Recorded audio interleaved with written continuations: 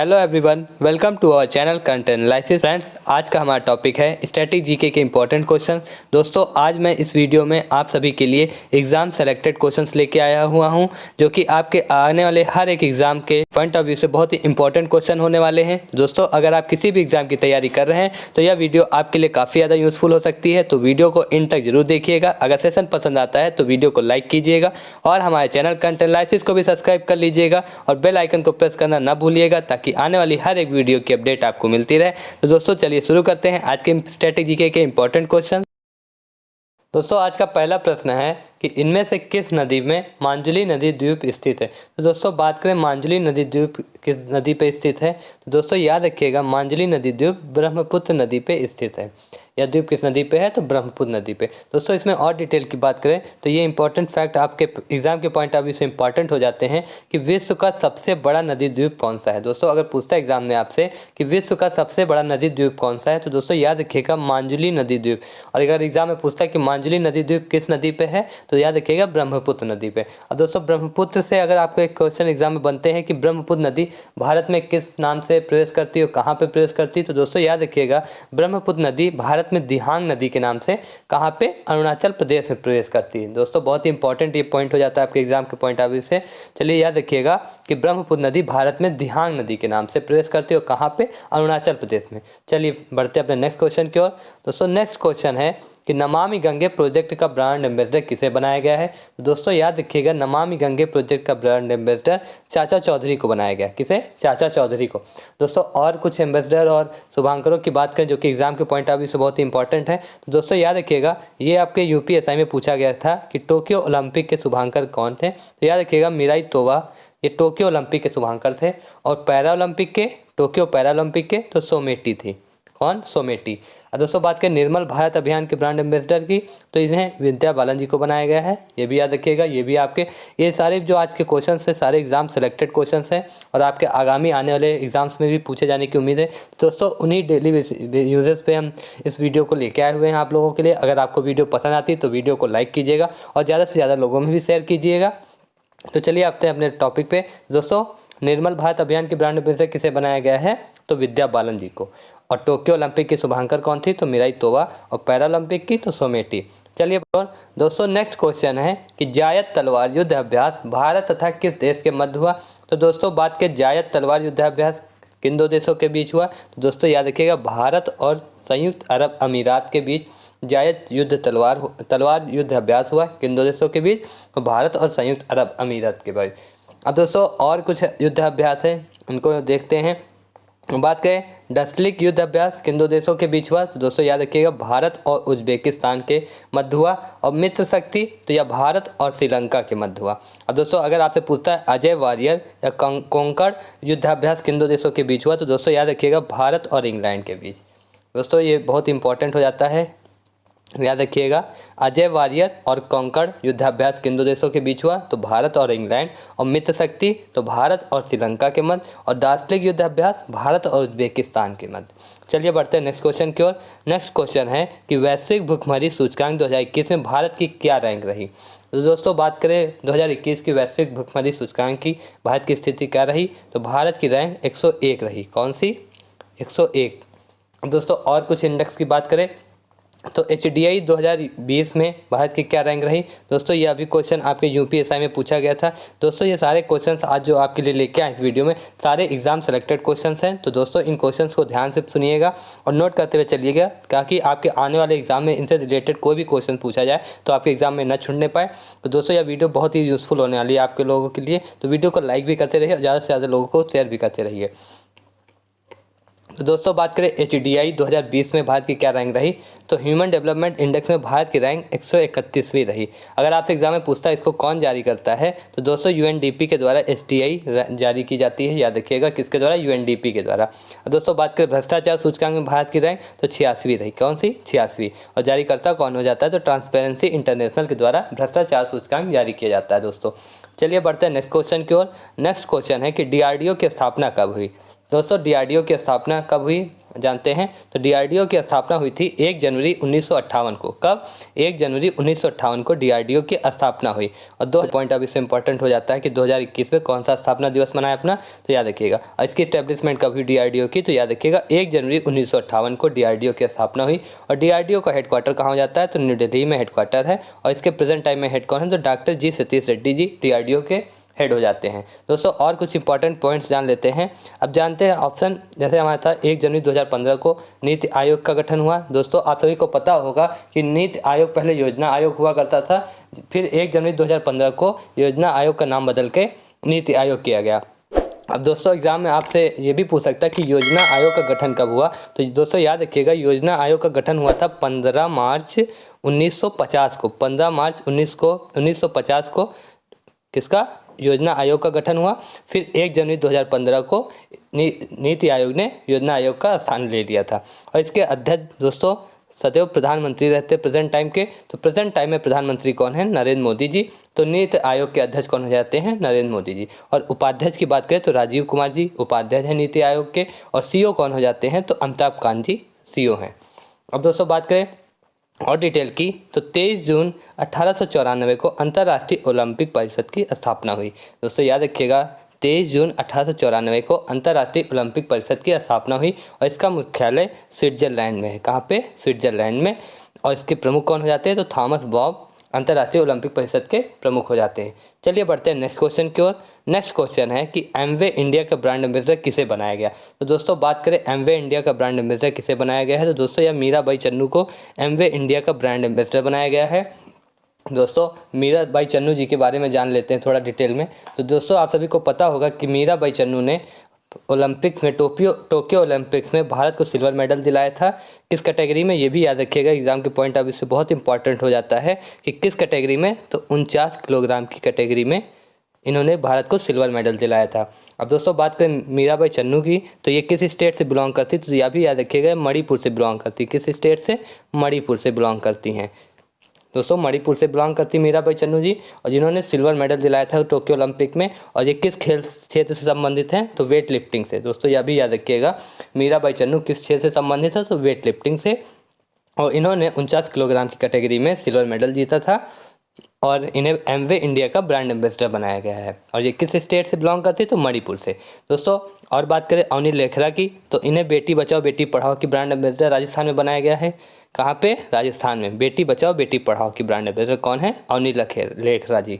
दोस्तों वंदना कटारिया को भी बेटी बचाओ बेटी पढ़ाओ का ब्रांड एम्बेसडर बनाया गया है। और पीवी सिंधु को IM बैडमिंटन इसका ब्रांड एम्बेसडर बनाया गया है। चलिए बढ़ते हैं नेक्स्ट क्वेश्चन की ओर। नेक्स्ट क्वेश्चन है कि पहला ज्ञानपीठ पुरस्कार किसे प्राप्तकर्ता कौन थे।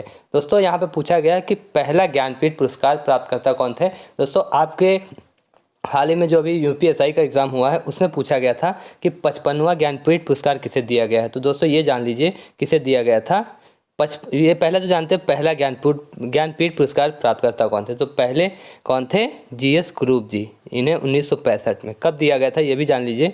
1965 में ज्ञानपीठ पुरस्कार इन्हें प्राप्त किया गया था GS कुरूप जी को। और आपके UPSI में पूछा गया था कि 55वां ज्ञानपीठ पुरस्कार किसे दिया गया था। तो दोस्तों अंकितम अच्युतम नबुंदरी जी को 55वां ज्ञानपीठ पुरस्कार दिया गया था। कौन सा, 55वां ज्ञानपीठ पुरस्कार। ये आपके UPSI के पेपर में एग्जाम में पूछा गया था। दोस्तों याद रखिएगा ये आपका इंपॉर्टेंट क्वेश्चन हो जाता है, इसको मार्क करते हुए चल रहे हैं। तो दोस्तों पहला ज्ञानपीठ पुरस्कार किसे प्राप्त किया गया था, तो GS कुरूप जी को। और कब दिया गया था, 1965 में। ये भी याद रखिएगा कब, 1965 में। और अभी हाल ही में यह क्वेश्चन आपका पूछा गया था कि 55वां, तो याद रखिएगा किसे दिया गया था, अंकितम अच्युतम नाबुंदरी जी को। और दोस्तों बात करें अमिताभ, और ये भी याद रखिएगा इन्हें मलयालम भाषा के क्षेत्र में दिया गया था। और अमिताभ घोष जी को ये याद रखिएगा 2018 में अंग्रेजी भाषा का पहला ज्ञानपीठ पुरस्कार किसे दिया गया, तो यह भी याद रखिएगा अमिताभ घोष जी को 2018 में इन्हें दिया गया था। कब, 2018 में किसे दिया गया ज्ञानपीठ पुरस्कार, तो इन्हें अंग्रेजी भाषा का पहला ज्ञानपीठ पुरस्कार दिया गया था अमिताभ घोष जी को। याद रखिएगा बहुत इंपॉर्टेंट क्वेश्चन हो जाता है। चलिए बढ़ते हैं नेक्स्ट क्वेश्चन की और नेक्स्ट क्वेश्चन है कि टमाटर में कौन सा अम्ल पाया जाता है। तो दोस्तों बात करें टमाटर में कौन सा अम्ल पाया जाता है, तो दोस्तों याद रखिएगा ऑक्जेलिक अम्ल किस में पाया जाता है, टमाटर में पाया जाता है। दोस्तों ये क्वेश्चन मैं बार बार रिपीट कर रहा हूँ कि बहुत ही इंपॉर्टेंट क्वेश्चन हैं, आप इन सब क्वेश्चनों को नोट करते हुए चलिएगा। तो दोस्तों टमाटर में कौन सा अम्ल पाया जाता है? ऑक्जेलिक अम्ल। याद रखिएगा, ऑक्जेलिक अम्ल टमाटर में पाया जाता है। अब दोस्तों बात करें एसिटिक अम्ल और टार्टरिक अम्ल और सिट्रिक अम्ल किन में पाया जाता है। और दोस्तों कमेंट सेक्शन में बताइएगा कि दूध में कौन सा अम्ल पाया जाता है। अब दोस्तों बात करें एसिटिक अम्ल किस में पाया जाता है, तो याद रखिएगा सिरका में कौन सा अम्ल पाया जाता है? एसिटिक अम्ल। ये बहुत इंपॉर्टेंट हो जाता है, आपके एग्जाम में किसी भी तरह से क्वेश्चन बन सकता है अम्ल से।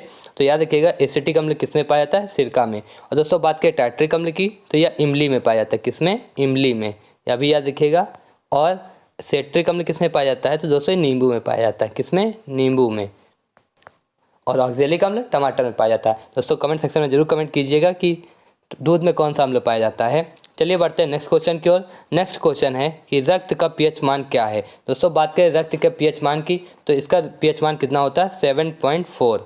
रक्त में पीएच मान कितना होता है? 7.4। दोस्तों और पीएच मानों की बात करें डिटेल में, तो दोस्तों याद रखिएगा अगर पीएच मान 7 से कम होगा तो वह अम्लीय होगा। याद जरूर रखिएगा, कोई भी चीज़ आपसे पूछे तो अगर आपको ये पता होगा तो आप उसका पीएच मान से दिया होगा तो बता देंगे क्या अम्लीय है, क्या क्षारीय है, और या उदासीन, या वो तत्व दिया होगा तो उससे बता देंगे कि पीएच मान कितना होगा। तो दोस्तों अगर पीएच मान 7 से कम होगा तो वह अम्लीय होगा, और पीएच मान 7 से अधिक होगा तो क्या होगा? क्षारीय होगा। और 7 होगा, अगर पीएच मान कितना होगा? 7, तो वह उदासीन होगा। याद रखिएगा उदासीन होगा।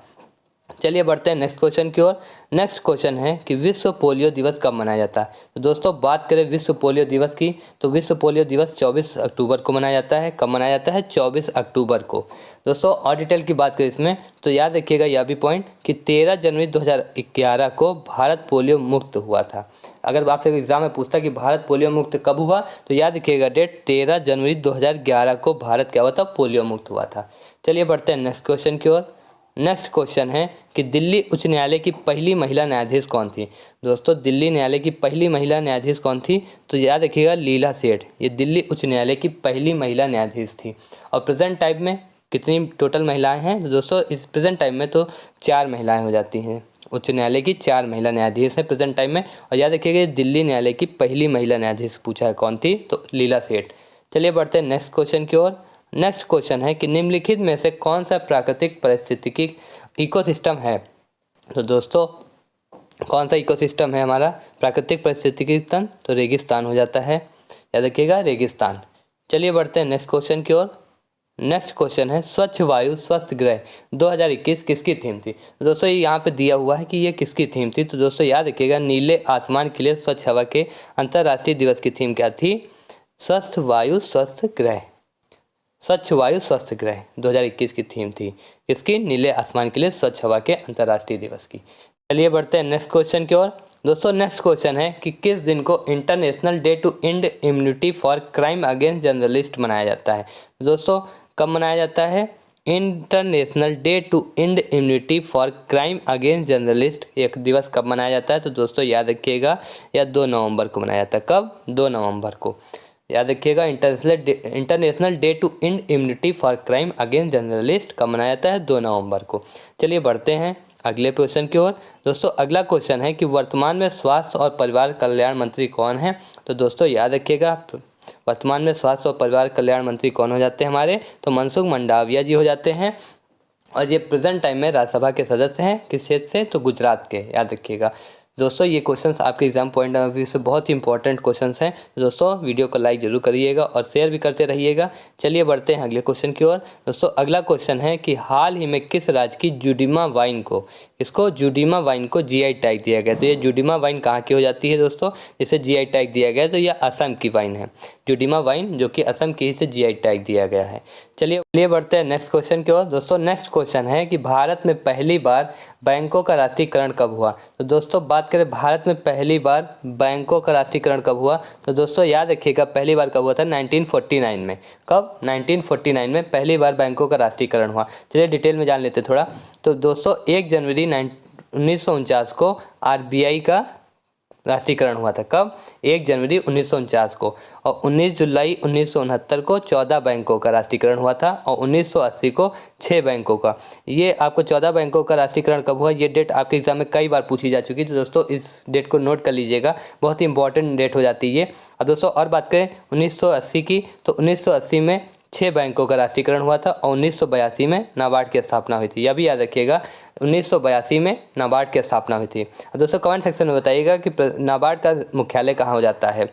चलिए बढ़ते हैं नेक्स्ट क्वेश्चन की ओर। नेक्स्ट क्वेश्चन है कि भारत के मुख्य चुनाव आयुक्त का कार्यकाल कितने वर्ष का होता है। तो दोस्तों बात करें भारत के मुख्य चुनाव आयुक्त का कार्यकाल कितने वर्ष का होता है, तो दोस्तों याद रखिएगा 6 वर्ष 65 वर्ष की आयु, या तो वो 6 वर्ष अपना कार्यकाल पूरा कर चुके हैं या उनकी आयु 65 वर्ष की हो चुकी हो। तो इतना कार्यकाल होता है हमारे भारत के मुख्य चुनाव आयुक्त की। दोस्तों कमेंट सेक्शन में यह बताइएगा कि प्रेजेंट टाइम में मुख्य चुनाव आयुक्त कौन है हमारे। चलिए बढ़ते हैं नेक्स्ट क्वेश्चन की ओर। नेक्स्ट क्वेश्चन है पक्के टाइगर रिजर्व किस राज्य में स्थित है। दोस्तों बात करें पक्के टाइगर रिजर्व की, तो किस राज्य में स्थित है, तो दोस्तों याद रखिएगा अरुणाचल प्रदेश में हो जाता है। कहाँ पे, अरुणाचल प्रदेश में। चलिए बढ़ते हैं अगले प्रश्न की ओर। दोस्तों अगला प्रश्न है कि भारत में कुल कितने महारत्न कंपनियां हैं। तो दोस्तों बात करें भारत में कितनी महारत्न कंपनियां हैं, तो दोस्तों टोटल 11 महारत्न कंपनियां हैं। और दोस्तों 11वीं कौन सी महारत्न कंपनी, कमेंट सेक्शन में कमेंट जरूर कीजिएगा। चलिए बढ़ते हैं नेक्स्ट क्वेश्चन की ओर। नेक्स्ट क्वेश्चन है शांति स्वरूप भटनागर पुरस्कार का संबंध किस क्षेत्र से। तो दोस्तों बात करें शांति स्वरूप भटनागर पुरस्कार का संबंध, तो यह विज्ञान और तकनीक के क्षेत्र से है। इस क्षेत्र में शांति स्वरूप भटनागर पुरस्कार दिया जाता है। तो दोस्तों ये थे आज के टॉप 21 क्वेश्चंस स्ट्रैटेजी के। तो दोस्तों आप कमेंट सेक्शन में बताइएगा कि यह वीडियो आपको कैसी लगी। अगर वीडियो पसंद आई हो तो वीडियो को लाइक कीजिएगा और ज़्यादा से ज़्यादा लोगों में शेयर भी कीजिएगा। और हमारे चैनल कंटेंट एनालिसिस को अभी तक सब्सक्राइब नहीं किया तो चैनल को भी सब्सक्राइब कर लीजिएगा और बेल आइकन को भी प्रेस कर लीजिएगा ताकि आने वाली हर एक वीडियो की अपडेट आपको मिलती रहे। चलिए मिलते हैं अगली वीडियो में, तब तक के लिए धन्यवाद।